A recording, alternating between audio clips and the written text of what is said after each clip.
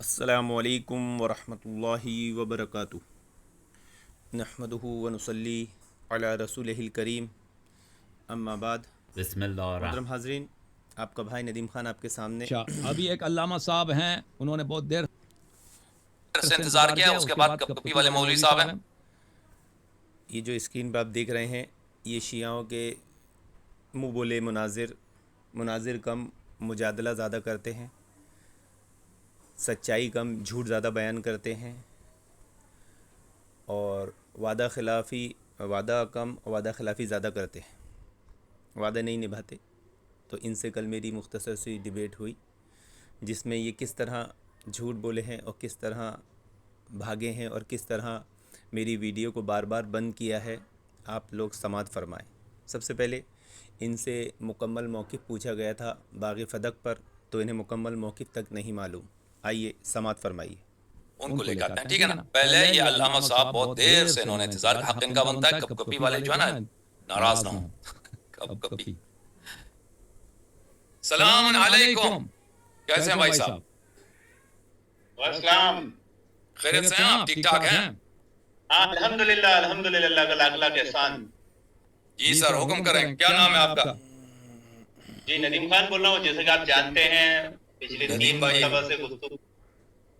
حکم کریں ندیم بھائی، کیا حکم ہے بھائی؟ جی ہماری جو گفتگو ہوئی تھی کہ بھائی باغ فدق پر بات چیت ہوگی، تو میں آپ کی آپ خدمت میں کی سے حاضر ہوئی ہوں۔ تھی یا آپ کی ٹیم سے؟ مجھے نہیں، میں صرف اسی آن لائن اگر مجھ سے گفتگو کی ہے تو کی ہے، مجھے یاد نہیں پڑتا اتنا۔ مجھے آپ کا چہرہ آشنا لگتا ہے کہ آپ نے پہلے کال کیا ہے، لیکن کس موضوع پہ بات ہوئی تھی مجھے یاد نہیں ہے۔ ابھی آپ گفتگو کریں، بسم نہیں، اللہ، کیا بات تو چاہتے ہیں؟ کسی موضوع پر نہیں ہوئی، بات کسی موضوع پر نہیں ہوئی، لنک جوائن ہی نہیں ہوا۔ اچھا، آپ کے ساتھی بول رہے تھے کہ اپن اصول اور ضوابط کے ساتھ بات کریں گے۔ آپ کو عالم دین ہے کیا؟ یہ الحمدللہ میں عالم کورس کر رہا ہوں، حفظ کر رہا ہوں۔ حفظ کرنا اور ہوتا ہے، عالم کورس کرنا اور ہوتا ہے، عالم ہونا اور ہوتا ہے۔ تو آپ عالم نہیں ہیں، ابھی کچھ پڑھ رہے ہیں، طالب علم۔ طالب علم۔ جی سر، حکم کریں، کیا آپ کہنا چاہتے ہیں؟ حکم کریں۔ ہاں، تو مجھے باغ فدق کے تعلق سے جو شیعوں کا موقف ہے وہ مکمل موقف کیا ہے؟ باغ فدق موقف یہ ہے کہ یہ باغ فدق رسول پاک صلی اللہ علیہ وسلم کو بغیر جنگ کے ملا ہے، اس لیے قرآنی حکم کی روح سے یہ ان کا خالص پراپرٹی تھا، پرسنل پراپرٹی تھا۔ جیسے آپ کی پرسنل پراپرٹی، آپ کی دکان ہے، آپ کی مکان ہے، اس میں کسی قسم کا کوئی پارٹنر نہیں ہے، کوئی شراکت نہیں ہے، کسی کا دوسرے کا حق نہیں بنتا، یہ خالص مال تھا۔ اور رسول پاک صلی اللہ علیہ وسلم نے اپنے حیات طیبہ میں اس کی تملیک کرا دی تھی، اس کی ملکیت منتقل کرا دی تھی، یا ہبہ کرایا تھا، بخشا تھا حضرت فاطمہ الزہرا سلام اللہ علیہا۔ اور پھر اس کی آمدنی بہت زیادہ تھی، اس کی آمدنی بہت وسیع اللہ کے نبی صلی اللہ علیہ وسلم نے اپنی زندگی میں حضرت فاطمہ کو یہ وصیت کر دی تھی۔ جی ہاں۔ اور پھر اور اس کی آمدنی بہت زیادہ تھی، اور اس کی آمدنی رسول پاک حضرت فاطمہ الزہرا سلام اللہ علیہا نے اس کی جو مینجمنٹ ہے، اس کی آمدنی پیغمبر صلی اللہ علیہ وسلم کے حوالے کیا تھا۔ پیغمبر صلی اللہ علیہ وسلم اسی آمدنی سے اپنے نبوت کے اخراجات، یعنی لوگوں کے قیادت کے اخراجات ہیں، غریبوں کی مدد کرنا ہے، فوج بھیجنا ہے، کہیں جنگ ہونا ہے، تو اس کے خرچے لازمی بات ہے، لوگوں کو مختلف مشنز پہ بھیجنا ہے، اس کے خرچے ہوتے ہیں، یہ چلاتے تھے۔ اور پھر جب رسول پاک صلی اللہ علیہ وسلم کی وفات ہوئی ہے تو لازمی بات ہے کہ یہ جو ہے ملک حضرت زہرا سلام اللہ علیہا کا ہے، تو ابو بکر عمر ان لوگوں نے اس پہ قبضہ کیا تھا، غصب کیا تھا، تو بی بی سلام اللہ علیہا نے کہا تھا یہ ہمارا ہے، تو انہوں نے کہا تھا کہ اس کی جو ہے تم سند لے کے آؤ کہ تمہارا ہے، تو بی بی سلام اللہ علیہ نے سند لے کے آیا تھا، ام ایمن امیر المؤمنین علیہ السلام کو شاہد بنا کر کے پیغمبر نے مجھے دیا، انہوں نے کہا تھا کہ ہم اس شہادت کو نہیں مانتے، تو پھر انہوں نے فرمایا تھا کہ اگر شہادت کو نہیں مانتے تو یہ تو پیغمبر کا اپنا پراپرٹی تھا، ذاتی مال تھا، اس کو تو مانتے ہو، یہ میرا میراث بنتا ہے، ارث بنتا ہے، کیونکہ پیغمبر صلی اللہ علیہ وسلم کی اور اولاد تو ہے نہیں، صرف میں ایک ہی بیٹی ہوں، ازواج 9 ہیں، ازواج کو تو ثمن ملنا ہے، ازواج کو حق، ان کا حق ہی نہیں بنتا، 8 حصے میں سے ایک حصہ ان کو ملتا ہے، تو باقی سارا حصہ 8 میں سے 7 حصہ میرا ہے۔ تو انہوں نے کہا تھا کہ نہیں جی، آپ کو نہیں ملے گا، کیونکہ پیغمبر صلی اللہ علیہ وسلم نے فرمایا ہے کہ ہماری میراث نہیں ہوتی، ہماری میراث صدقہ بن جاتی ہے۔ تو حضرت زہرا سلام اللہ علیہ نے ابو بکر عمر اور اہل بیت علیہ السلام نے ابو بکر عمر کو اس مسئلے پہ جھٹلایا تھا کہ یہ جھوٹے ہیں، یعنی رسول پاک صلی اللہ علیہ وسلم نے ایسے کوئی حدیث نہیں بولا، یہ جھوٹ کہہ رہے ہیں۔ اور پھر وہ ابو بکر عمر سے کبھی انہوں نے بات نہیں کی جب تک ان کی وفات ہوئی ہے، شہادت ہوئی ہے۔ یہ ہمارا موقف ہے خلاصہ فدق کے مسئلے۔ جی اچھا، اس سے پہلے میں ایک چیز جاننا چاہوں گا کہ کتاب و سنت کو سمجھنے کے آپ کے اصول کیا ہیں، ضوابط کیا ہیں؟ سمجھ جاؤ بس، یہ اصول کیا ہے سمجھ، کسی بھی کتاب کو سمجھنے کے کیا اصول ضوابط کیا ہے، اس کو سمجھ جاؤ اچھی طرح سے۔ نہیں تو کیا اصول کو سمجھائیے تو صحیح، عوام کو سمجھ میں کیسے آئے گا؟ آپ اپنی ٹائم ضائع نہ کریں پلیز، ٹائم ضائع نہ کریں پلیز۔ کتاب قرآن مجید کو سمجھنے کے لیے، قرآن کو سمجھنے کے لیے احادیث کی ضرورت ہے۔ قرآن ایک ایسی کتاب ہے کہ پیغمبر صلی اللہ علیہ وسلم نے فرمایا کہ قرآن کبھی اہل بیت سے الگ نہیں ہوتے، تو قرآن کی ہر آیت کو سمجھنے کے لیے حدیث اہل بیت علیہ السلام کا ہونا ضروری ہے۔ یہ قرآن کی سمجھ کا طریقہ ہے کہ اس کا مفسر کون ہے؟ اہل بیت علیہ السلام۔ اہل بیت علیہ السلام کے احادیث کو سمجھنے یا پیغمبر صلی اللہ علیہ وسلم کے احادیث کا طریقہ کار کیا ہے؟ اگر کوئی حدیث اہل بیت علیہ السلام کی طریق سے ہم تک پہنچتا ہے تو وہ حدیث صحیح ہے، اگر اس کی دلالت واضح ہے، یعنی ایک شخص عربی جانتا ہے، لسان جانتا ہے، محاورہ جانتا ہے، اس اہل بیت علیہ السلام کے زمانے، اس زمانے میں کس طرح بولی جاتی تھی وہ سمجھتا ہے، تو اگر وہ اس حدیث کو پڑھتا ہے تو اس کے لیے اس کی دلالت واضح ہے، اس میں کوئی کسی قسم کا ابہام نہیں ہے، تو وہ سمجھ جاتا ہے۔ اگر حدیث واضح ہو، دلالہ نہیں ہے، یعنی وہ مبہم ہے، تو پر مبہم ہے، پھر متشابہ ہے، پھر وہ ہم کہیں گے یہ حدیث ہمیں نہیں سمجھ آ رہی، اس کا معنی کیا ہے؟ یہ جب تک کہ ہم ایسے دلائل میں لیں، ایسے قرائن میں لے کے ہمیں سمجھ آ جائے تو اس وقت تک اس کو ہم رکھتے ہیں متشابہات میں۔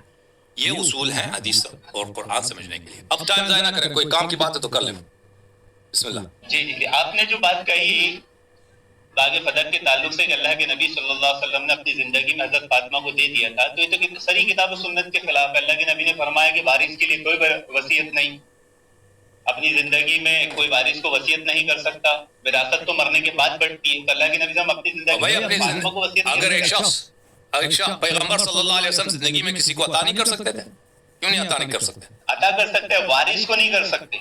وراثت کے قاعدے اصول معلوم نہیں ہے۔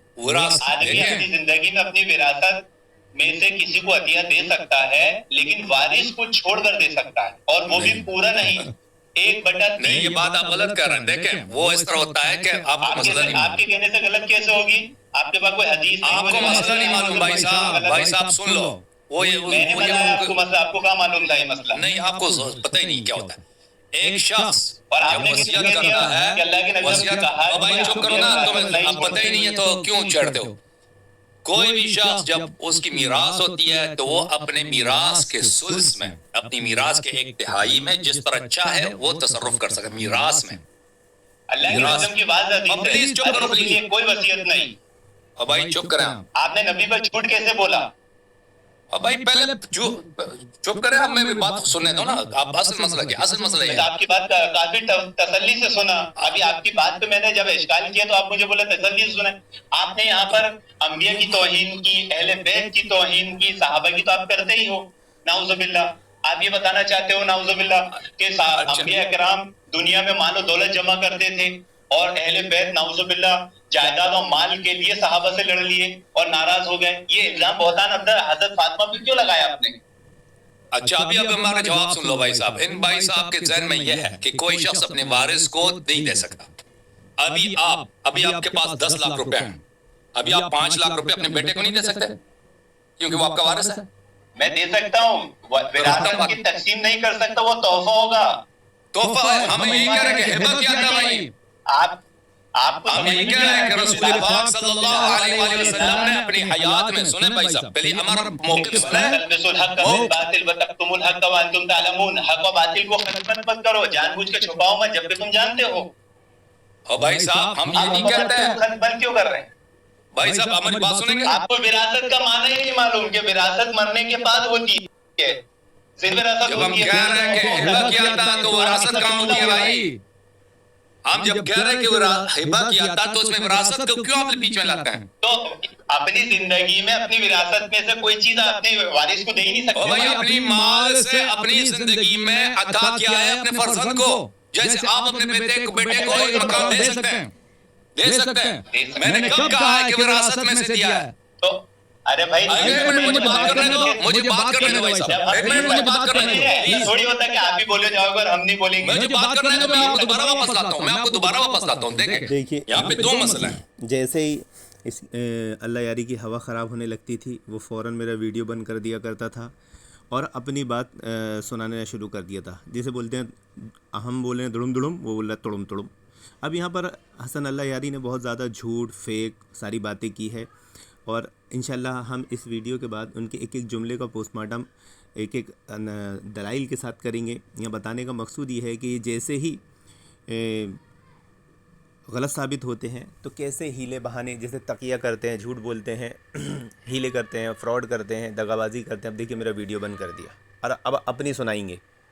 अगर एक शख्स मरने लगा है या वो वसीयत करना चाहता अपने मौत के बाद, अगर मौत से पहले उसके मौत के आसार आए, वो सिर्फ 1/3 में जिस तरह मर्जी चाहे वो अपने माल में, अपने तरक्के में वसीयत कर सकता है। उसके पास मसलन 3 लाख रुपए, 1 लाख रुपए मस्जिद को दे दो या मेरे इस बेटे को दे दो। 1 लाख रुपए में वो जिस तरह मर्जी, जिसको हलाल मसाइल हो उनको दे दे, तो उसमें उसकी बात जो है वो नाफिज होती है। पूरे अगर कह दे एक शख्स मर रहा है, उसके मरने के आसार आए, कि वसीयत करे कि ये पूरी माल जो है मेरे मरने के बाद फिलान शख्स को दे दो, ये नहीं होता भाई, क्योंकि दूसरे वरसा को वो महरूम नहीं कर सकता, लेकिन 1/3 में कर सकता है। हम ये नहीं कहते कि पैगंबर सल्लल्लाहु अलैहि वसल्लम ने वसीयत किया था कि मेरे वफात के बाद बाग़ फदक फातिमा ज़हरा सलामुल्लाह अलैहा को मिलना चाहिए। हम कहते हैं अपनी हयात में उन्होंने फातिमा ज़हरा सलामुल्लाह अलैहा को तमलीक कराया था। जैसे अभी मेरे पास 10 लाख रुपए हैं, अभी हैं, मैं वसीयत नहीं करता, अभी 10 लाख रुपए को मैं अपने बेटे को दे देता हूँ। ये हराम है? कुछ भी हराम नहीं, मेरी मर्जी, मेरा पैसा है, मैं चाहे अपने बेटे को दे दूं, चाहे मैं अपने पड़ोसी को दे दूं, मेरी मर्जी है, ठीक है ना। अगर मैं वसीयत करूं, जी हाँ वसीयत करूं कि मैं जब मर जाऊंगा ये 10 लाख रुपए ये मेरे पड़ोसी को दे दो, ये नहीं हो सकता। उसमें से 1/3 में मैं वसीयत कर सकता हूँ, पूरे माल में मैं नहीं कर सकता, ठीक है ना। लेकिन हम ये नहीं कहते कि पैगंबर सल्लल्लाहु अलैहि वसल्लम ने वसीयत किया था कि बाग़ फदक ज़हरा सलामुल्लाह अलैहा को मौत के बाद मिलनी चाहिए। समझ में आई ना बात आपको?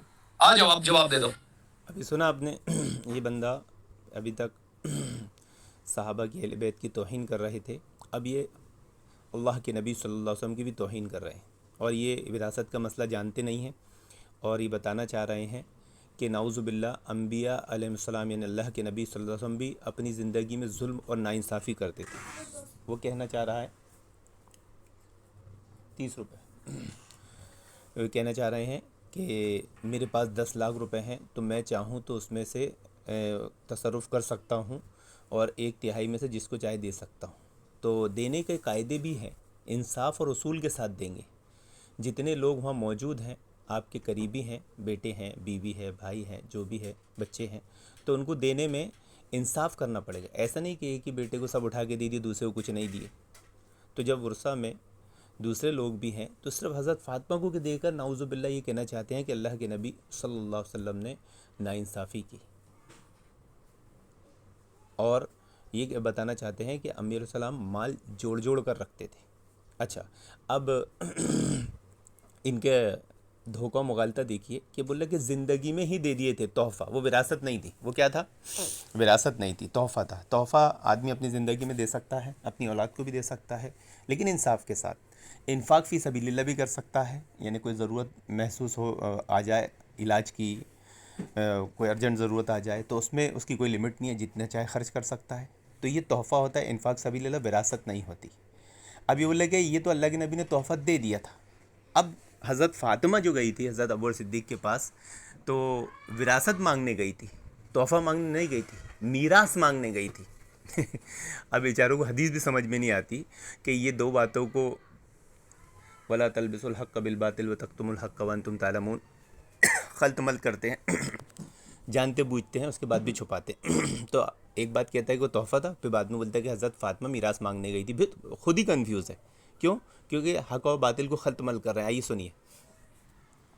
जी, ये जो आप विरासत की तकसीम का जो चीज़ बता रहे हैं, इसमें बहुत सारी गलतियां, खामियां कर रहे हैं और अपना माना मफ़हूम आप सारे मनहज सलफ़ से महरूम हैं।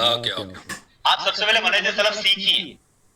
اپنی زندگی میں کوئی بھی اپنی اولاد کو کسی کو تحفہ دے سکتا ہے، انفاق فی سبیل اللہ کر سکتا ہے، وراثت نہیں بانٹ سکتا. اور ہم یہی کہہ رہے ہیں نا، ہم یہی کہہ رہے ہیں کہ ہوتا ہے. ہبہ کیا ہے، تملیک کیا ہے، ہبہ کیا بخشا ہے. میں نے تین الفاظ استعمال کیے تھے، آپ کو کیوں نہیں سمجھ آ رہی؟ اپنی حیات میں، زندگی میں انہوں نے تملیک کرایا تھا، یعنی زہرا سلام اللہ علیہ کو مالک بنایا. نہیں تو مطلب حضرت علی رضی اللہ عنہ کو جب حضرت عمر نے، صحیح بخاری مسلم دونوں کی روایت ہے، قسم دے کے پوچھا کہ کیا اللہ کے نبی صلی اللہ علیہ وسلم نے اپنی وصیت کے تعلق سے یہ نہیں کہا تھا کہ انبیاء وراثت میں کچھ نہیں چھوڑتے، جو چھوڑتے ہیں وہ صدقہ ہے؟ تو حضرت علی نے کہا ہاں ہاں بے شک کہا. تو مطلب حضرت علی نے جھوٹی گواہی دی نعوذ باللہ. جواب سن لو، اب میری بات نہ کاٹو، جواب نہ کاٹو. تو یہ آپ کی حدیث ہم پہ حجت نہیں ہوتی کہ آپ جو ہے بخاری اور مسلم کی حدیث لے کے آئے کہ بخاری مسلم میں تو یہ لکھا ہماری حدیث ہٹانے کے بعد مطلب میں کیا ہے؟ سن لو، جواب سن لو پھر کاٹ لو. تمہاری احادیث ہم پہ حجت نہیں ہے، یہ مناظرے کا اصول ہے، استدلال کا اصول ہے. ہمارے خلاف آپ ہوئے پیش کرتے ہو نا، ہماری کتابیں ہٹا دو تو آپ کے پاس آپ کے مذہب کا ہے کیا؟ بات سنو پہلے، بات سنو پھر رد کر دو. ہمارے مذہب میں ہماری اصول سے اوکے ہماری کتابوں سے اہل بیت کے دشمن ہیں. اگر میری باتوں کو نہیں سنتے، میری باتوں کو کاٹ دیتے، آپ سے گفتگو نہیں ہو سکتی. میرے عزیز دیکھا آپ نے، جیسے ہی یہ غلط ثابت ہونے لگتا ہے میرا ویڈیو میری آواز بند کر دیتا ہے. یہ ہے شیعوں کے مناظر، منہ بولے مناظر.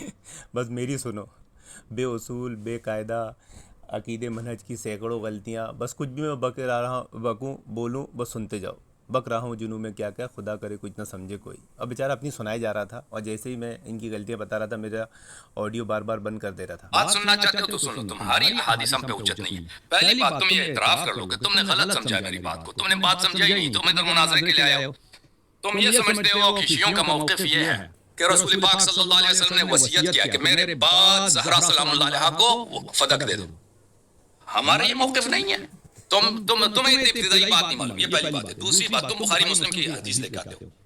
اب دیکھیں، آپ شیعوں کو اپنا موقف ہی نہیں معلوم. میں نے شروع میں کہا تھا کہ اپنا مکمل موقف بتاؤ، تو ان کو آج تک مکمل موقف نہیں معلوم. ان کا موقف کبھی بھی کب چینج ہوتا رہتا پتہ نہیں. روایت پیش کرتے ہیں کہ حضرت فاطمہ میراث مانگنے گئی. روایت کیا پیش کرتے ہیں؟ میراث مانگنے گئی تو حضرت ابو صدیق نے نہیں دیا. اگر وہ میراث نہیں تھی تو مطلب نعوذ باللہ حضرت فاطمہ نے بہت بڑی غلطی کی میراث مانگ کے. تو اب بات کس کی سمجھ میں نہیں آ رہی ہے؟ حضرت فاطمہ رضی اللہ عنہا کی سمجھ میں نہیں آ رہی ہے شیعوں کی؟ تو ظاہر سی بات ہے، یہ شیعہ ہے، یہ منہج سلف سے محروم ہے. اپنی عقل، اپنے فہم، اپنی کم عقلی، کم علمی کی بنا پر افتطمعون ان یؤمنوا لکم وقد کان فریق منہم یسمعون کلام اللہ ثم یحرفون ما عقلوہ وہم یعلمون. کہ آپ کیا سمجھتے ہیں لوگ ایماندار ہیں؟ نہیں، یہ جانتے بوجھتے بات کو بدل دیتے ہیں، کتاب و سنت کو بدل دیتے ہیں. جانتے بوجھتے ہیں، عقل رکھتے ہیں، علم رکھتے ہیں، اس کے بعد بھی بدل دیتے ہیں. ان کی مثال اللہ تعالیٰ نے سورہ بقرہ میں بیان فرمائی ہے. وَمِنْهُمْ أُمِّيُّونَ لَا يَعْلَمُونَ الْكِتَابَ إِلَّا أَمَانِيَ وَإِنْهُمْ لَا يَظُنُّونَ. ایسے ان پڑھ ہے جو کتاب کے ظاہری معنی کو سمجھتے ہیں اور اٹکل پچو باتیں کرتے ہیں. ابھی اٹکل پچو باتیں کر رہا ہے بیچارہ، بولنا کیا چاہ رہا ہے اور استدلال کیا کر رہا ہے. اگر وہ زندگی میں تحفہ دی ہوئی تھی تو میراث مانگنے کیوں گئی حضرت فاطمہ؟ ہم پہ حجت لینے کہ اس میں تو یہ لکھا، تو ہمارے نزدیک بخاری مسلم جھوٹ ہے، سوائے وہ بخاری مسلم میں وہ مواد جو ہمارے احادیث سے موافق ہے، اہل بیت علیہ السلام کے فراہمی سے موافق ہے. ٹھیک ہے نا؟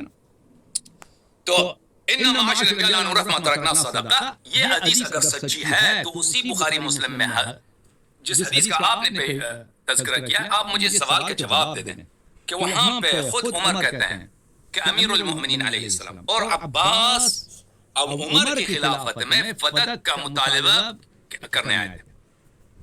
اگر وہ اس حدیث کو سچا سمجھ رہے ہیں تو کیوں وہ فدق کا مطالبہ کر رہے ہیں؟ دیکھیں، ایک جگہ کہتا ہے کم علم نہ سمجھ آدمی کہ بخاری مسلم جھوٹی ہے، دوسری جگہ کہتا ہے کہ اس میں جو روایت ہے ہماری روایت کے موافق آتی ہے تو وہ قابل قبول ہے. اچھا، اب یہ جو دو روایت پیش کر، اس نے جو بات کہا نا ابو بکر اور حضرت عمر کے دور میں میراث کا مطالبہ کرنے آئے اور اس روایت کو مان رہا ہے، مطلب یہ روایت سچی ہے. لیکن اب کتنی بڑی غلطی کر رہا ہے کہ حضرت عمر کے زمانے میں میراث کا مطالبہ کرنے آئے ہی نہیں، بلکہ حضرت عمر نے تو میراث حضرت علی اور حضرت عباس رضی اللہ عنہ کے سپرد کر دی تھی اور اس کی دیکھ بھال کر رہے تھے.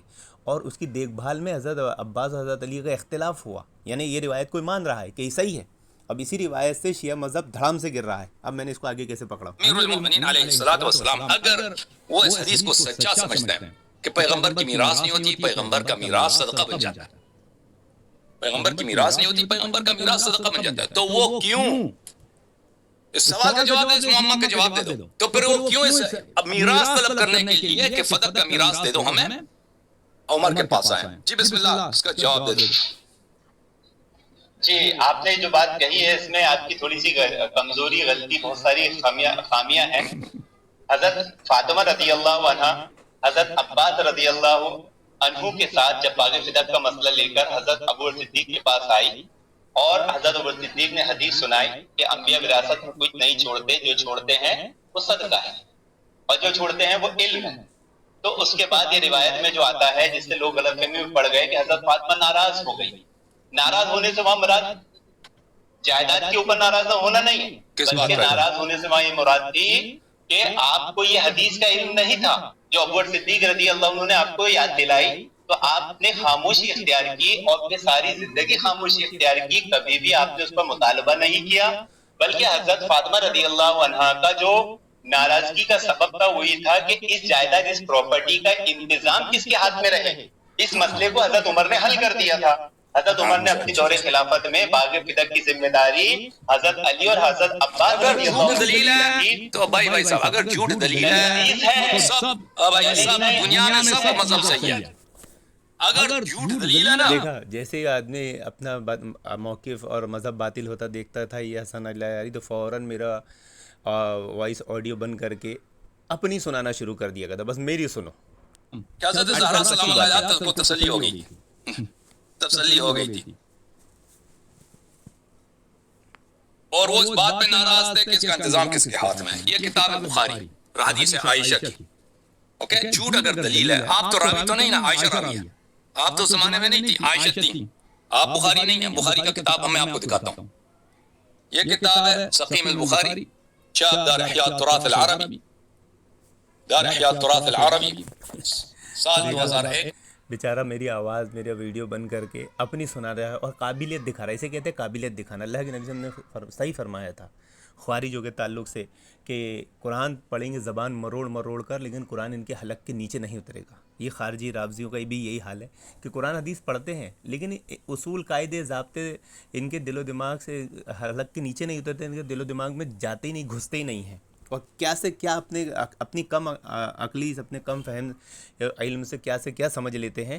یہ اس کا ایک بہت بڑھیا سی مثال اور نمونہ ہے. میں دار احیاء التراث العربی میں چھپی ہے کتاب فرض الخمس.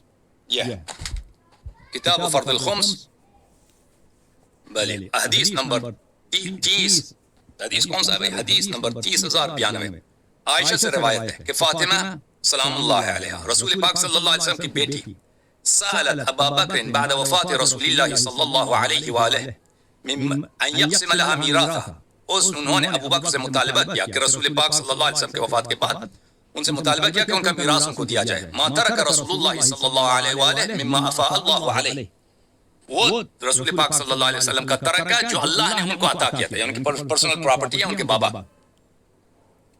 فقال لها ابو بکر، ابو بکر نے ان سے کہا ان رسول اللہ صلی اللہ علیہ وسلم قال، رسول پاک صلی اللہ علیہ وسلم نے کہا ہے لا نورث ما ترکنا صدقہ، ہماری میراث نہیں ہوتی، ہماری میراث نہیں ہوتی، ہم جو چھوڑتے ہیں وہ صدقہ ہوا کرتا ہے. فغضبت، فا کس میں ہوتا ہے عربی زبان میں؟ ابھی آپ طالب علم ہیں، اب جب اساتذہ سے پڑھ لیں، فا ہوتا ہے تفریق کے لیے، یعنی ما قبل ما بعد کا سبب ہے. بل ان تاتینی فاکرمک، اگر آپ تشریف لائیں میں آپ کا اکرام کروں گا، یعنی آپ کا آنا سبب ہے میرے اکرام کا.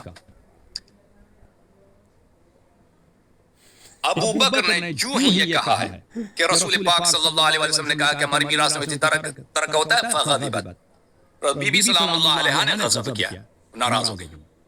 اور کیسے ناراض ہو گئی ہیں؟ فغضبت فاطمہ بنت رسول اللہ صلی اللہ علیہ وسلم فحجرت ابا بکر فلم تزل مہاجرته حتى توفی.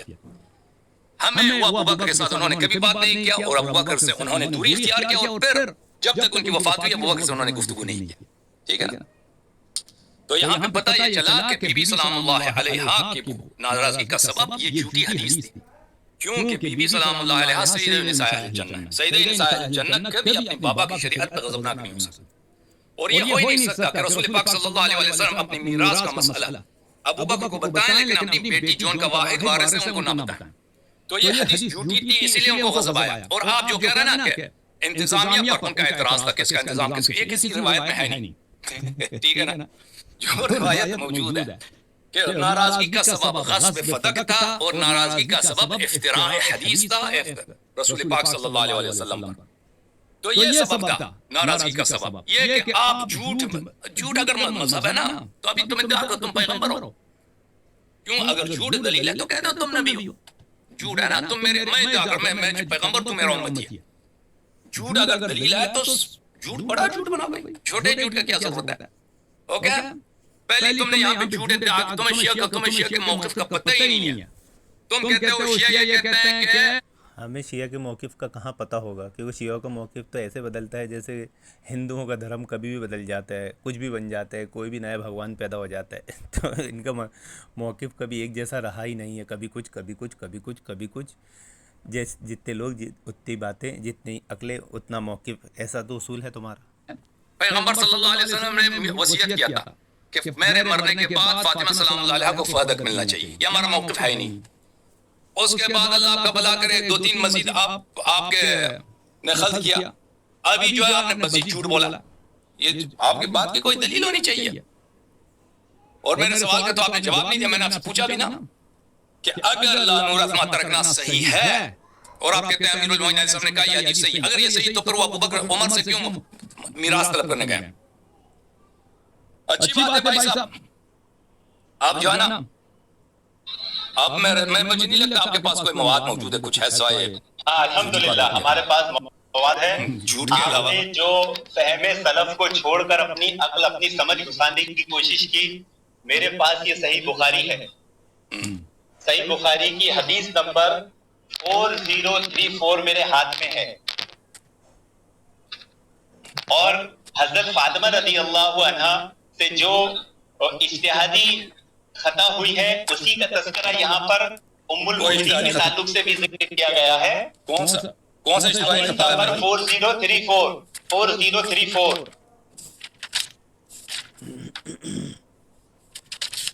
آپ نے میرے سوال کا جواب نہیں دیا بھائی. ہاں میں وہ حدیث پڑھ رہا ہوں.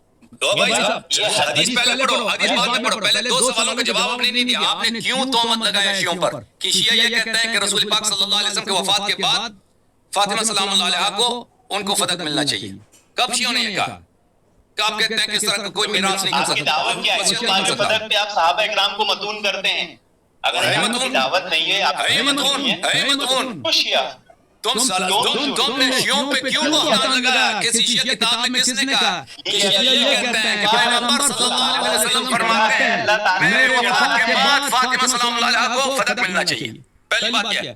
دوسرا سوال آپ سے، دوسرا سوال کہ اگر یہ حدیث صحیح ہے لا نورث ما ترکنا صدقہ، آپ نے ذکر کیا نا، تو وہ ابو بکر عمر کے حکومت میں کیوں فدق لینے گئے تھے؟ میراث کیوں طلب کیا؟ یہ تو میں نے بتایا کہ حضرت فاطمہ کو حدیث کا علم نہیں تھا. حضرت علی علیہ السلام عباس کے ساتھ عمر کی خلافت میں عمر سے کیوں میراث طلب کیا؟ یہ تو جھوٹ بول رہے ہیں آپ. میں جھوٹ کہہ رہا ہوں، میں جھوٹ کہہ رہا ہاں ہوں. یہ حدیث 4034 صحیح بخاری حدیث سنیے کیا کہتے ہیں حدیث میں کہ جب حضرت ابو صدیق رضی اللہ عنہ نے یہ حدیث سنائی کہ انبیاء وراثت میں کچھ نہیں چھوڑتے، وہ چھوڑتے ہیں صدقہ ہے، تو ازواج مطہرات کو جب یہ حدیث سنائی گئی تو انہوں نے اپنا خیال بدل لیا، کیونکہ ازواج مطہرات بھی نہیں تھا، نہیں تھا. حدیث میں صاف الفاظ ہے ابو بکر فاطمہ کو بھی نہیں تھا. ابھی آپ سنیے، ابھی پیغمبر صلی اللہ علیہ وسلم نے ازواج کو بتایا نہ بیٹی کو بتایا. بولا تھا حضرت علی کے تعلق سے کہ حضرت عمر سے مانگنے گئے تھے، کوئی مانگنے نہیں گئے تھے. آگے حدیث میں کیا ہے؟ تو انہوں نے بھی اپنا خیال بدل لیا اور انہوں نے کہا کہ یہ وہی صدقہ ہے جس کا انتظام پہلے علی رضی اللہ عنہ کے ہاتھ میں تھا. علی رضی اللہ عنہ نے عباس رضی اللہ عنہ کے اس انتظام میں شریک نہیں کیا بلکہ خود اس کا انتظام کرتے رہے. جس طرح اللہ کے نبی صلی اللہ علیہ وسلم ابو بکر صدیق رضی اللہ عنہ حضرت عمر نے اسے خرچ کیا تھا، اسی طرح انہوں نے مصارف میں وہ بھی خرچ کرتے رہے. اس کے بعد وہ صدقہ حسن بن علی کے انتظام میں آ گیا، پھر حسین بن علی کے انتظام میں آ گیا، پھر جناب علی بن حسین کے انتظام میں آ گیا. یہ حق ہے، یہ رسول اللہ کا صدقہ ہے. इसमें حضرت عمر نے تو خود حضرت عباس حضرت علی کو اس کا ذمہ دار بنا دیا تھا، وہ مطالبہ کرنے کیوں آئیں گے؟ آپ تو جھوٹ بول رہے ہیں صاحب حدیث پہ. اچھی بات ہے، ابھی میں دکھا دیتا ہوں، ابھی بھائی دکھا دیتا ہوں. اور آپ یہ صحابہ اہل بیت پہ الزام کیوں لگا رہے ہیں کہ وہ جائیداد کے لیے نعوذ باللہ لڑیں گے؟ جائیداد کے لیے نہیں لڑے ہیں وہ، انہوں نے ابو بکر عمر کو جھوٹا ثابت کرنے کے لیے لڑے ہیں. اچھی بات ہے، سن لو، ابھی سن لو میرے بھائی، ابھی میرے بات سن لو، ابھی میرے بات سن لو. جیسے ہی گستاخی اور ان کا جہالت سامنے آتی تھی فوراً میرا ویڈیو میری آواز بند کر دیا کرتے تھے. پہلی بات یہ ہے کہ آپ کو یہ حدیث دکھانا چاہیے. عروہ نے بعد میں کہا ہے کہ اس میں فدق کا ذکر بھی نہیں ہے. آپ جو کہہ رہے ہیں نا، جو مال اس کا یہ صدقہ جو ہے امیر المومنین علیہ السلام کے ہاتھ میں تھا، پھر امام حسن علیہ السلام کے ہاتھ میں گیا، پھر فلان کے ہاتھ میں گیا، اس میں فدق کا ذکر نہیں ہے. فدق کے علاوہ رسول پاک صلی اللہ علیہ وسلم کے اور بھی اموال تھے، بہت سارے باغات تھے مدینہ منورہ میں، رسول پاک صلی اللہ علیہ وسلم کی ذاتی پراپرٹی تھے. یہ فدق یہ جو آپ ذکر کر رہے ہیں نا بخاری والی روایت میں، اس میں فدق کا ذکر ہی نہیں ہے. اچھا، پہلی بات میں آپ کے غلط فہمی دور کر لوں میرے بھائی کہ آپ کہہ رہے ہیں میں جھوٹ کہہ رہا ہوں. یہ بخاری میں بھی موجود ہے، مسلم میں بھی موجود ہے، دونوں میں موجود ہے کہ امیر المؤمنین علیہ الصلوۃ والسلام ابو بکر عمر کے زمانے میں فدق کا مطالبہ کرنے عمر کے پاس گئے تھے. یہ کتاب ہے مسلم ابن حجاج قشیری نیشابوری، چھاپ دار الفکر. یہاں پہ کتاب باب حکم الفیع ہے، صفحہ نمبر 885 ہے، حدیث نمبر 4468 ہے. یہاں پہ روایت کافی طویل ہے، اس میں یہی ہے کہ فلما عمر کے قال فلما توفی رسول اللہ صلی اللہ علیہ وآلہ قال ابو بکر انا ولی رسول اللہ صلی اللہ علیہ وآلہ. آپ دیکھیں یہ ہے شیعوں کے مناظر جو میری آواز بند کر کے اپنی سناتے رہتے ہیں. فجئت ما تطلب میراثك من ابن اخيك ويطلب هذا میراثه میراث امرأته من ابيها. جب رسول پاک صلی اللہ علیہ وسلم کی وفات ہوئی ہے تو عباس آپ آئے اپنے بھتیجے کا میراث مانگنے، اور یہ آئے تھے ابو بکر کی خلافت میں اپنے بیوی کا میراث ماننے کے میراث طلب کرنے کے لیے. تو ابو بکر نے کہا قال رسول اللہ صلی اللہ علیہ وآلہ ما نورث ما ترکنا صدقہ. ابو بکر نے کہا یہ حدیث کہ ہماری میراث نہیں ہوتی، جو ہم چھوڑتے ہیں صدقہ ہوتا ہے. فرأیتماہ کاذبا آثما غادرا خائنا. اور اے علی علیہ السلام اور اے عباس، آپ دونوں ابو بکر کو کذاب، غدار، چور اور خائن سمجھتے تھے. اچھا، اور وہ بہت اچھے آدمی تھے. ثم توفی ابو بکر وانا ولی رسول اللہ ولی ابو بکر فرأیتمانی کاذبا آثما غادرا خائنا. اور اب جو ہے میری حکومت ہے تو میں بھی یہی کہتا ہوں کہ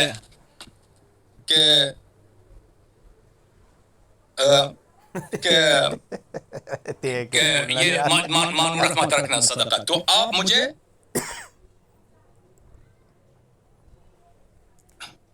مجھے آپ کاذب، آثم، غادر اور خائن سمجھتے ہیں. اچھا، یہی حدیث بخاری میں بھی موجود ہے اور اللہ آپ کا بھلا کرے مسلم میں بھی موجود ہے. تو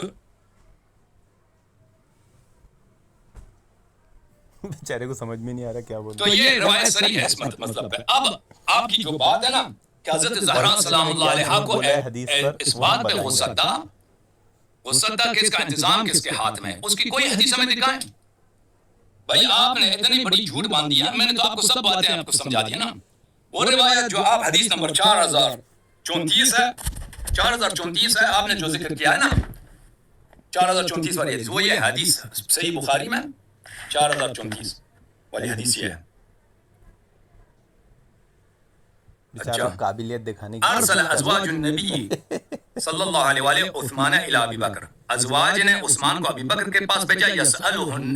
یسألنہ ثمنہن مما افاء اللہ علی رسولہ صلی اللہ علیہ وآلہ. وہ کہتی تھے کہ ہمارا ثمن دے دو، کیونکہ ازواج کو عقار میں سے جائیداد سے ملتا نہیں ہے. ٹھیک ہے نا، ازواج کو، یہ بڑا نکتہ ہے اس حدیث میں، ازواج کو ملتا نہیں ہے. انہوں نے نہیں کہا ہمیں جائیداد میں سے دے دو، باغات میں سے دے دو، باغات کے قیمت میں سے ہمیں دے دو. کیونکہ عورت، ایک شخص اگر مر جاتا ہے اس کی بیوی کو مکان سے حصہ نہیں ملتا، مکان فرزندوں کا حق ہوتا ہے، لیکن بیوی کا حصہ کتنا ہوتا ہے؟ 1/8 بیوی کا حق ہوتا ہے. لیکن اس میں سے یہ نہیں کہ اگر 8 ایکڑ ہیں تو 1 ایکڑ بیوی کو دے دیں، نہیں، اس 1 ایکڑ کی قیمت بیٹوں پہ لازم ہے کہ بیوی کو دے دیں. ٹھیک ہے نا؟ تو انہوں نے بھی کہا تھا کہ ہمارے ثمن دے دو، ہمیں عقار میں سے، جائیداد میں سے، رسول اللہ صلی اللہ علیہ وسلم کی پراپرٹی سے ہمیں دے دو. تو اس کا مطلب یہ ہے کہ ازواج کو بھی نہیں پتا تھا، ازواج کو بھی اس حدیث کا نہیں پتا تھا. تو یہ ایک حدیث ہے، اس کا نقل منفرد ابو بکر، صرف ابو بکر نے کیا، لا نورث ما ترکنا، اور یہ جھوٹی حدیث ہے. سمجھ میں نا؟ حدیث جھوٹی ہے. اگر یہ حدیث سچی ہوتی تو رسول پاک صلی اللہ علیہ وسلم پہ لازم تھا کہ بی بی زہرا سلام اللہ علیہا کو بیان کرتی. نعوذ باللہ، نعوذ باللہ، استغفر اللہ. دیکھیے کتنا بڑا جھوٹ باندھا ہے نبی پر، اور کتنا خطرناک اصول بنایا ہے. یعنی یہ اللہ تعالیٰ کو پابند کر رہا ہے، اللہ تعالیٰ کو بتانا چاہ رہا ہے، اللہ تعالیٰ سے سوال کر رہا ہے، اللہ تعالیٰ کو سکھا رہا ہے کہ کیا کرنا چاہیے تھا، کس کو حدیث بتانا چاہیے تھا، کس پہ وحی کرنا چاہیے تھا، کس کو میراث کا طریقہ بتانا چاہیے تھا. یہ خود ساختہ اصول اپنی لاعلمی جہالت کی بنا پر نبی کو نعوذ باللہ اعتراض کر رہا ہے کہ یہ حدیث ابو صدیق رضی اللہ عنہ کو کیوں بیان فرمائی. کیونکہ خلیفہ ہونے والے وہی تھے. بیان کرتی، بیان نہیں کیا پیغمبر نے. حالانکہ ان دنیا میں کسی کو میراث ہی نہیں ملتی سوائے ازواج کو، اور ازواج کو 1/8 ملے گا، لیکن وہ بھی صرف ثمن سے، قیمت سے. بی بی سلام اللہ علیہ کو تو پوری جائیداد ملنی ہے، کیونکہ اور کوئی وارث ہی نہیں ہے پیغمبر کا. تو کیوں وارثین کو نہیں بتایا؟ ابو بکر کو تو میراث ملنی ہی نہیں ہے، اس کو بتایا. اس کو اگر اس کو ابو بکر کتنا ناسمجھ، کتنا کم علم شخص ہے. اس کو یہ نہیں معلوم کہ ابو صدیق کی بیٹی اللہ کے نبی ان کی بیوی ہے. اور ان کو کیوں بتایا؟ ارے وہ اسی لیے بتایا کہ کہیں یہ نہ ہو کہ بیٹی یہ سمجھ لے کہ بھائی، بیوی یہ سمجھ لے کہ نبی کے میراث میں میرا بھی حصہ ہے. حضرت عمر کی بیٹی بھی اللہ کے نبی کی بیوی ہے، کہیں وہ بھی ایسا نہ سمجھ لے کہ میراث میں میرا حصہ ہے. اس لیے بتایا. سچا ہے تو بی بی سلام اللہ علیہ کو کیوں غضب آیا؟ آپ کہہ رہے ہیں غضب اس لیے آیا کہ اس میں انتظامیہ کی بات ہے. کہاں پہ؟ اس میں فاطمہ زہرا سلام اللہ علیہ کی بات ہی نہیں ہے. اچھا، اس حدیث کی عائشہ کہتی ہے کہ میں نے عورتوں سے کہا، فَكُنْتُ أَنَا أَرُدُّهُنَّ. عائشہ کہتے ہیں میں نے عورتوں کو ڈانٹا ہے. فَقُلْتُ لَهُنَّ أَلَا تَتَّقِينَ اللَّهَ، کیا تم اللہ سے نہیں ڈرتی؟ أَلَمْ تَعْلَمْنَ أَنَّ اللَّهَ كَانَ يَقُولُ لَا نُورَثُ مَا تَرَكْنَا صَدَقَةً يُرِيدُ بِذَلِكَ نَفْسَهُ، کہ تم کیا نہیں ڈرتے اللہ سے؟ کیا پیغمبر نے فرمایا ہماری صدقہ نہیں ہوتی؟ اگر پیغمبر نے فرمایا کہ ہماری صدقہ نہیں ہوتی تو ازواج کو کیا حرام کرنے کا خواہش ہے کہ وہ میراث طلب کر رہے ہیں؟ نہیں، ازواج کو پتہ ہی نہیں اس حدیث کا. واضح بات ہے، تبھی انہوں نے میراث کا مطالبہ کیا. انما یاکل آل محمد فی هذا المال فانتهى ازواج النبی صلی اللہ علیہ وآلہ الى ما اخبرتهن. تو پھر وہ جو ہے انہوں نے اسٹاپ کیا، ازواج نے پھر مطالبہ نہیں کیا. فكانت هذه الصدقه بيد علي منعها علي عباسا فغلبه عليها. یہ صدقہ علی علیہ، کس صدقے کی بات ہو رہی ہے؟ اس میں فدق کا ذکر ہی نہیں ہے. نبی صلی اللہ علیہ وسلم اس طرح نہیں تھا کہ صرف فدق ان کے پاس تھا. بہت سارے اموال تھے مدینے میں، عوالی کے مقام پہ باغات تھے. بنو النذیر کے قبائل جن کا اجلاء کیا تھا پیغمبر نے، سب ان کے جائیداد پیغمبر صلی اللہ علیہ وسلم کو ملے تھے. ان کے بہت یہودیوں کے بہت سارے اموال تھے جو پیغمبر صلی اللہ علیہ وسلم کو اللہ نے عطا کیا تھا. اچھا، یہ صدقہ علی علیہ السلام کے پاس تھا، علی علیہ السلام نے عباس کو نہیں دیا. ثم كان بيد حسن ابن علي، پھر حسن ابن علی علیہ السلام کے ہاتھ میں تھا. ثم بيد حسین، پھر ابن علی، پھر امام حسین علیہ السلام کے، پھر امام زین العابدین علیہ السلام، پھر حسن ابن حسن الى آخری. تو اس میں فدق کا کہاں ذکر ہے؟ اور اس میں کہاں ذکر ہے کہ حضرت زہرا سلام اللہ علیہا انتظام کس کے ہاتھ میں؟ اس پہ ان کو غصہ آیا. کیوں جھوٹ کہہ رہے ہو؟ صریح لفظ ہے بخاری کا کہ حضرت زہرا سلام اللہ علیہا کو غضب ابو بکر کے غصب پہ اور ابو بکر کی افتراء پہ آیا کہ ابو بکر نے جھوٹ بولا ہے، لا نورث ما ترکنا صدقہ. جو ہی انہوں نے سنا کہ ابو بکر نے کہا لا نورث ما ترکنا صدقہ، بی بی کو غضب آیا. پھر ابو بکر سے انہوں نے بات نہیں فرمائی ہے. سیدہ نساء اہل الجنہ، یہ شخص جھوٹ کہہ رہا ہے پیغمبر صلی اللہ علیہ وسلم. آپ کہہ رہے ہیں کہ اب بی بی سلام اللہ علیہا کو اس لیے غضب آیا ہے کہ وہاں پر کیا تھا؟ وہاں پر انتظامیہ کسی شخص کے ہاتھ میں تھا. وہ حدیث دکھاؤ ہمیں، کیوں جھوٹ بولتے ہو؟ دکھاؤ وہ حدیث، دکھاؤ وہ روایت. جی سر، دکھاؤ روایت. ہاں جی، آپ نے جو حدیث صحیح مسلم کی پڑھی اس میں آپ نے کافی ڈنڈی ماری اور آپ کی کلائی اسی حدیث سے کھل گئی. ایک طرف جب میں نے یہ حدیث پیش کی آپ کو کہ حضرت علی، حضرت حسن، حضرت حسین کے ہاتھ میں ہی باغ فدق کا مسئلہ رہا، تو تو آپ بولتے ہیں اس میں باغ فتح کا تذکرہ کدھر ہے؟ تو صحیح مسلم کی جو روایت آپ نے پیش کی اور جو مسئلہ وہ لے کر آئے تھے، اور اس میں حضرت عباس رضی اللہ عنہ نے جو کہا تھا کہ 4 الفاظ حضرت علی کے تعلق سے استعمال کیے کہ خائن، کذاب، غدار، جھوٹے سے میرا فیصلہ کرائیے، آپ نے بڑی چالاکی مکاری سے حضرت ابوبکر صدیق پہ فٹ کر دیا. کیا مسئلہ ہوا تھا؟ جو مسئلہ یہ ہوا تھا کہ جو ذمہ داری حضرت عمر نے باغ فتح کی حضرت عباس اور حضرت علی دونوں کو دی تھی، حضرت علی نے پورے اختیارات اپنے پاس رکھ لیے، حضرت عباس کو اختیارات سے محروم کر دیے، جس پر حضرت عباس کو شدید غصہ آیا اور انہوں نے 4 جملے ادا کیے جو صحیح مسلم کے ہیں، خائن، کذاب، دھوکے باز، غدار سے ایسے کچھ الفاظ ہے 4، اور اس سے میرا فیصلہ کرائیے. تو مسئلہ باغ فتح مانگنے کا نہیں تھا، باغ فتح کے انتظام دے دیا گیا تھا جس کو حضرت علی نے اپنے پاس رکھ لیے تھے. حضرت عباس کو کچھ نہیں دیا، اس کی شکایت لے کر آئے تھے، باغ فتح کا مطالبہ لے کر نہیں آئے تھے، بلکہ اس کے انتظام میں جو گڑبڑ ہو رہی تھی وہ شکایت لے کر آئے تھے. بھائی وہ حدیث دکھاؤ، وہ حدیث ہمیں دکھاؤ، تم ایسے نہ بولا کرو نا. وہ حدیث ہمیں دکھاؤ کہ حضرت زہرا سلام اللہ علیہا کو اس بات پہ غضب تھا کہ انتظامیہ کس کے ہاتھ میں ہے، وہ حدیث ہمیں دکھاؤ. ارے ہمارا تو ایمان یقین ہے کہ جب ان کے سامنے حدیث رسول بیان کی گئی ہے تو وہ اس پر ایمان لائے گی. جھوٹی حدیث پہ ایمان نہیں لائیں گے. جھوٹی جب حدیث بیان کیا تو ان کو غضب آیا ہے، جب حدیث بیان کیا تو ان کو غضب آیا، غصہ آیا. یہ نہ صحیح بخاری ہے کہ یہ حدیث ابو ہریرہ رضی اللہ عنہ سے بھی ہے.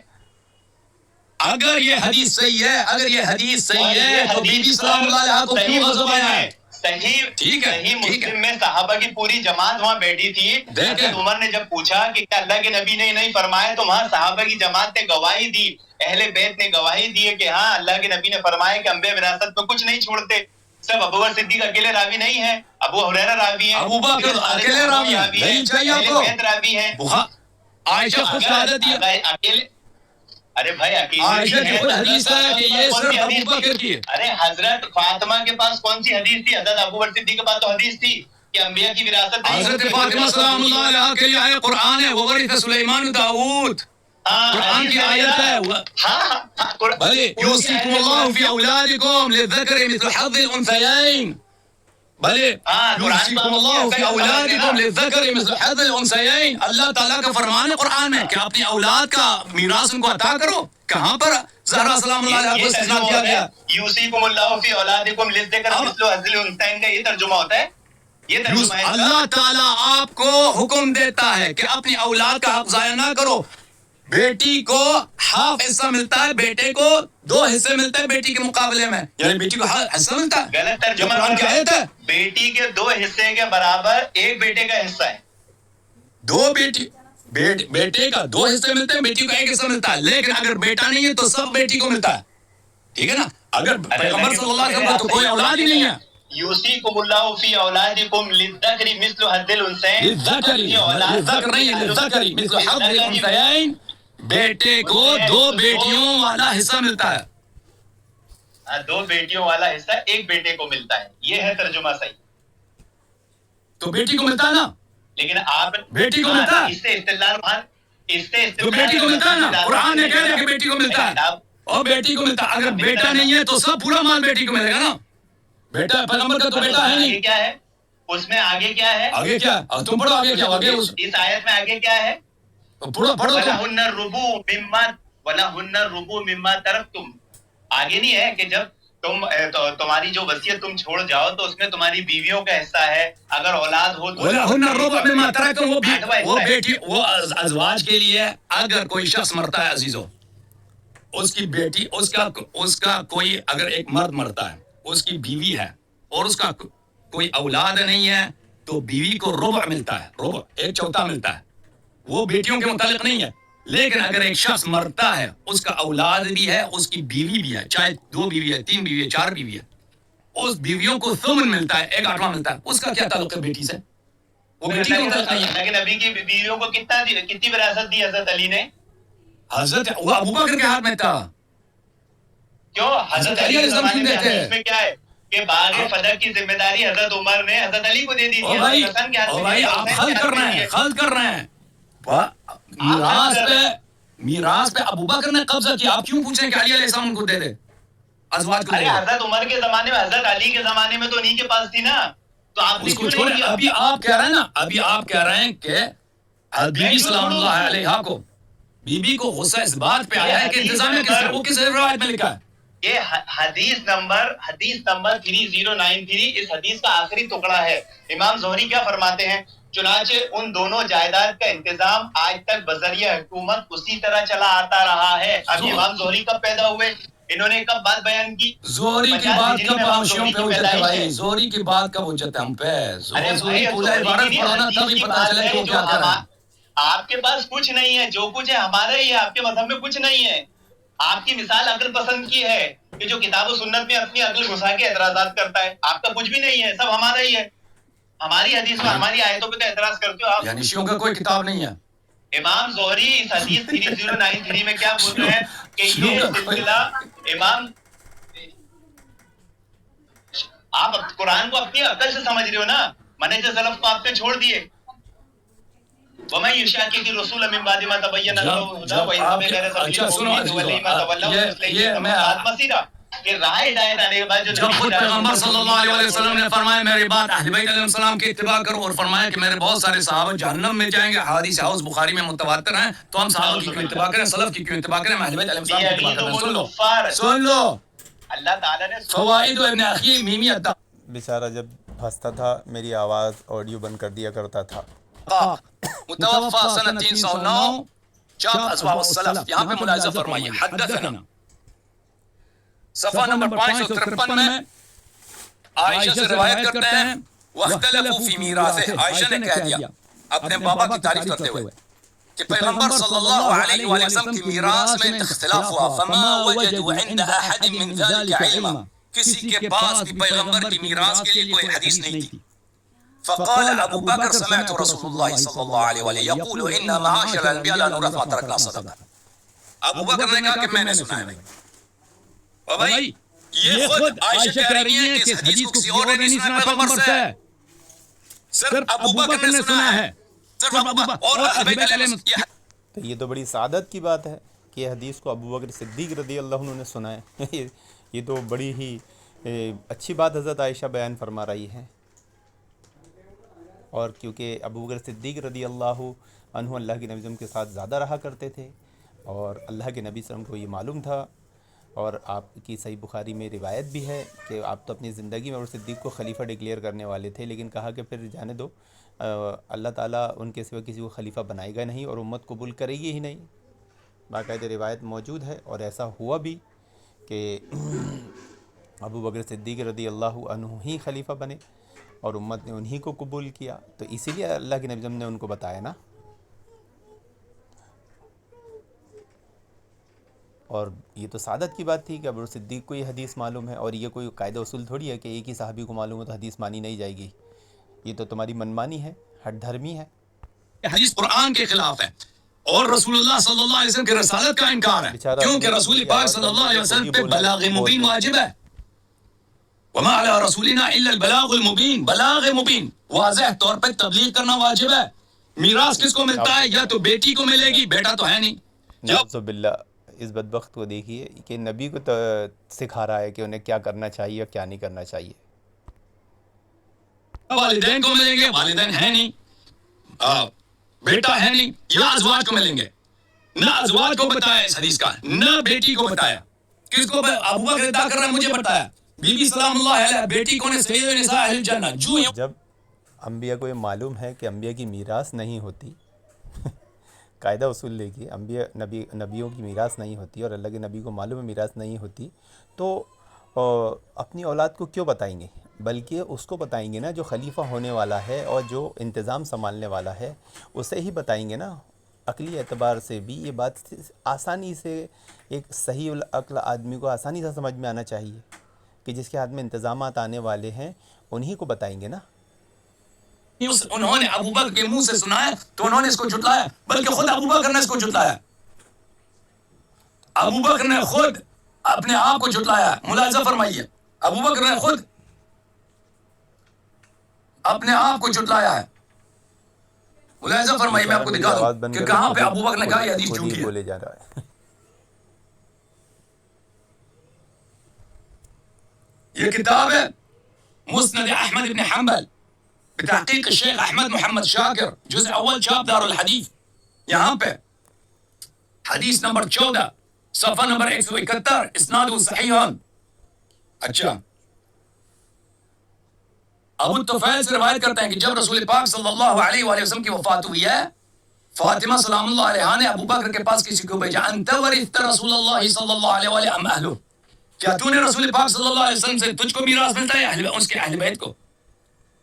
فقال لا بل اہلہ، ابو بکر نے خود کہا کہ اس کے اہل بیت کو میراث ملتا ہے.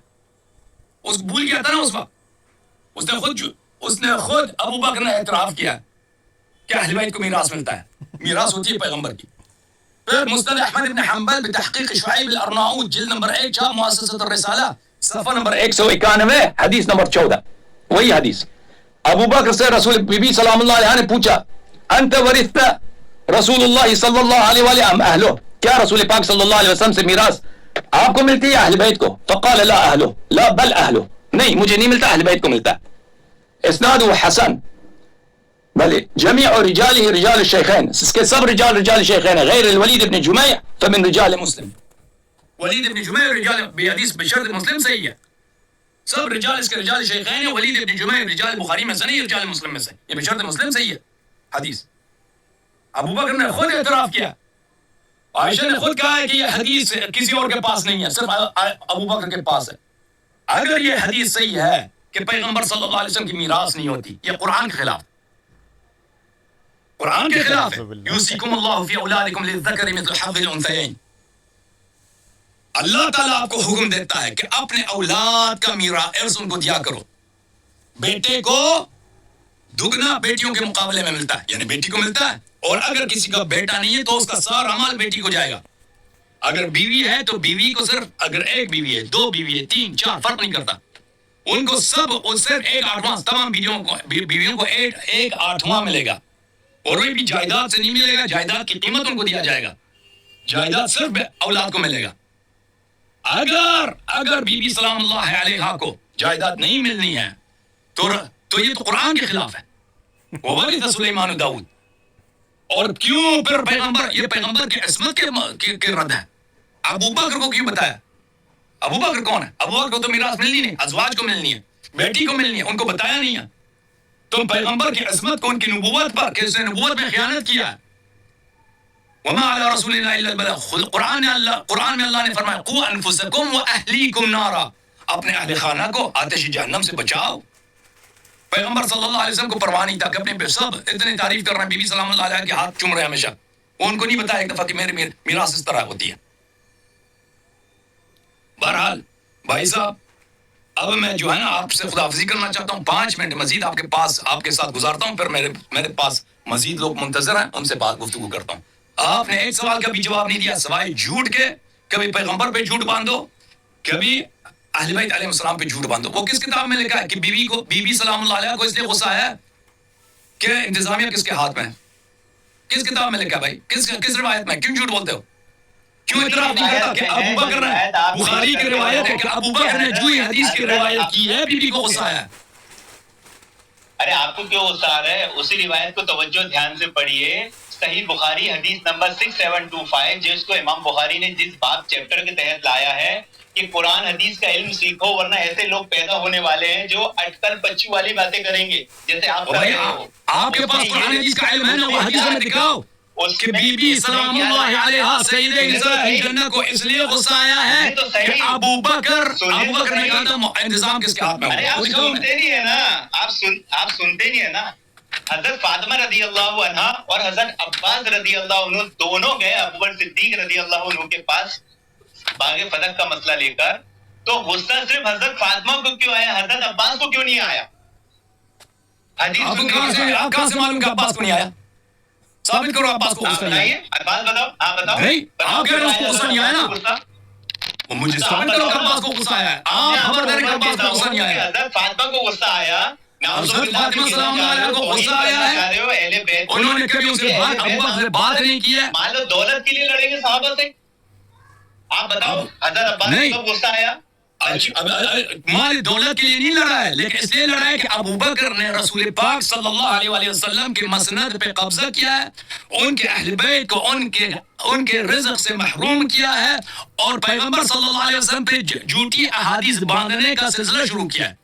جو ہی اس نے حدیث قرار کیا بی بی سلام اللہ علیہ کو غصہ آیا. حضرت علی نے حضرت عمر کے سامنے جو اللہ کی قسم سن کر گواہی دی بھائی، اللہ کے نبی نے ایسا صوفی فرمایا صاحب، تھا، صوفی تو صاحب، حضرت علی نے آپ جھوٹ سے بولا اتنے تھا. ہم پوچھ رہے ہیں، یا حضرت علی کی توہین. اتنے آپ سے پوچھ رہے ہیں بھائی. سوال یہ ہے کہ آپ کہہ رہے ہیں دیکھیے جیسے پھنستا تھا بیچارہ میری آواز بند کر کے اپنی سنانا شروع کر دیتا تھا. بخاری کی روایت میں 6725 میں بار بار اسے کہہ رہا ہوں کہ جب باغ فتح کا مسئلہ حضرت عباس حضرت فاطمہ دونوں لے کر آئے اور حضرت ابو صدیق نے جب حدیث سنائی کہ انبیاء وراثت میں کچھ نہیں چھوڑتے، جو چھوڑتے ہیں وہ صدقہ ہے، تو یہ بتانا چاہتے شیعہ کہ یہ سن کر حضرت فاطمہ کو غصہ آیا کہ جھوٹی حدیث بیان کی. کس نے؟ ابو صدیق نے. تو وہاں تو حضرت عباس بھی موجود تھے نبی کے چچا، انہیں غصہ کیوں نہیں آیا؟ اب یہ پھنس گیا تھا، بہت بری طرح پھنس گیا تھا. اب یہ بیچارہ بولتا ہے غصہ نہیں آیا تم بتاؤ. اور ہم کیوں بتائے بھائی؟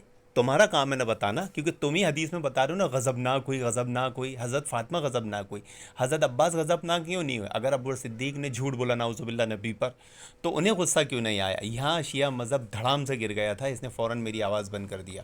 کہ بی بی سلام اللہ علیہ کو اس لیے غصہ آیا ہے کہ فدق کا انتظام کسی غیر شخص کے پاس ہے، صحیح آدمی کے پاس نہیں. وہ حدیث ہمیں دکھاؤ، وہ حدیث ہمیں دکھاؤ نا. یہ بیچارہ کتاب و سنت کو اسی طریقے سے سمجھنا چاہتا ہے جیسے یہودی سمجھتے تھے کہ ہر بات صراحت کے ساتھ ہو. کچھ بات حدیث میں ہر بات صراحت وضاحت کے ساتھ نہیں ہوتی، کچھ معنوی حدیث بھی ہوتی ہے، معنوی بھی ہوتی ہے. اب یہاں پر معنی لیا جاتا ہے، معنی لیا جائے گا کہ جب یہ حدیث اللہ کے نبی صلی اللہ علیہ وسلم کی سنائی ابو صدیق نے تو انہیں اس بات پر غم ہوا، افسوس ہوا، غصہ آیا کہ یہ حدیث مجھے کیوں نہیں پتہ. اس بات پہ غصہ نہیں آیا کہ انبیاء کی وراثت مجھے نہیں دے رہے ہیں تو میں ناراض ہو جاؤں گی، نعوذ باللہ. یہ اہل بیت کی توہین ہے، یہ حضرت فاطمہ کی توہین ہے، یہ انبیاء کی توہین ہے. اور یہ شیعہ مذہب تو ہے ہی توہین کرنے کے لیے بنا، اس کا نام ہی توہین مذہب رکھنا چاہیے. تو یہاں پر مسئلہ معنوی ہے کہ جب انہوں نے حدیث سنائی وہ خاموش ہو کر چلی گئی، اور ہمیشہ اس مسئلے میں خاموشی رہی، 6 مہینہ حیات رہی. کبھی بھی حدیث رسول کے خلاف آپ نے زبان کھولنے کی کوشش نہیں کی. چلو حضرت ابو بکر صدیق کے سامنے انہوں نے بات نہیں بولی کہ ابو بکر صدیق نے جھوٹ بولا حدیث رسول کا نام لے کر، تو بعد میں تو یہ بات بیان کر سکتی تھی نا. حضرت علی کو یہ بات بیان کر سکتی تھی نا، حضرت عباس کو یہ بات بیان کر سکتے تھے، عباس بیان کر سکتے تھے، حضرت علی بیان کر سکتے تھے کہ حضرت ابو بکر صدیق نے جھوٹ بولا. لیکن نہیں.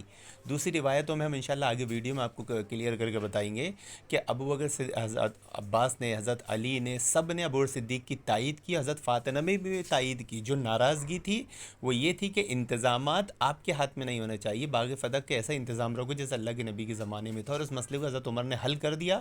اپنی دور خلافت میں باغ فدق کی ذمہ داری حضرت عباس حضرت علی کو دے دی، اور دونوں نے اس کی ذمہ داری سنبھالی. اور پھر یہ سلسلہ ہمیشہ ایسے ہی چلتا رہا. حضرت حسن کے پاس آیا، حضرت حسین کے پاس آیا، حضرت حسین کے بچوں کے پاس آیا. یہ ظالم شیعہ یہ بولتے ہیں کہ باغ فدق کی ذمہ داری ابو صدیق نے رکھ کے غضب کر لیا، نعوذ باللہ. تو یہ بولنا چاہ رہے ہیں کہ اہل بیت بھی نعوذ باللہ غضب کرنے والے تھے، کیونکہ جب حضرت علی کے پاس آیا تو انہوں نے اپنی نبی کی وراثت نہیں بانٹی. جب حضرت حسن کے پاس آئے وراثت نہیں بانٹی. جب حضرت حسین کے پاس آئے وراثت نہیں بانٹی. حضرت حسین کے بچوں کے پاس آئے وراثت نہیں بانٹی. حدیث نمبر 303430313033 میں وہاں پورا مسئلہ وضاحت کے ساتھ تذکرہ ہے. تو گویا یہ شیعہ اپنی کم علمی میں، اپنی جہالت میں اہل بیت کو متون کر رہا ہے، اہل بیت کو قابض، اہل بیت کو وہ جو اتنے الزام ابو صدیق پہ لگا رہا ہے نعوذ باللہ، وہ معنوی طور پر سارے الزام اہل بیت پر لگا رہا ہے. تو جو مسئلہ تھا، جو ناراضگی تھی، وہ مسئلہ حل ہو گیا تھا. حضرت عمر نے حل کر دیے تھے. یہ معنوی حدیث ہے، لیکن یہ ٹھہرے یہودی، یہ ٹھہرے ہر چیز میں صراحت کے ساتھ دکھاؤ. جیسے سورہ بقرہ میں اللہ تعالیٰ نے گائے ذبح کرنے کا حکم دیا، تو وہ گائے کیسی ہونا چاہیے، کیسی دکھنا چاہیے، ان کا یہ حال ہے. کتاب و سنت کی بات کو سمجھنے کے لیے اللہ رب العالمین سے دعا کہ اللہ رب العالمین ہمیں کتاب و سنت کو منہج سلف سے سیکھنے سمجھنے کی توفیق عطا فرمائے. اور انشاءاللہ ہم اس